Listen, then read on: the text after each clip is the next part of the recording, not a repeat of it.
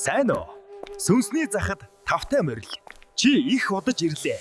Чамайг дурсамжийн панцчин хүлээж байгаа. Энэ өгч байгаа дурсамж миний амьдралд хизээч таарж байгаагүйгээр алга болох уу?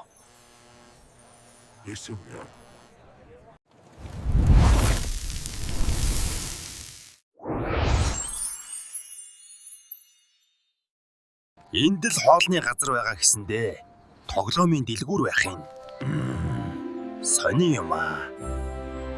Тэр хятад тогоочийг дурсамжнаасаа салгаж зарснаа яахан мэдэх вүлээ. Хятад тогооч чаах гэж байгаа чаалгацсан уу? За гайс, контент таалагдсан бол фоллоу хийж дэмжээрэй. Лайк дараад шеэр хийгээрэй. Баярлалаа.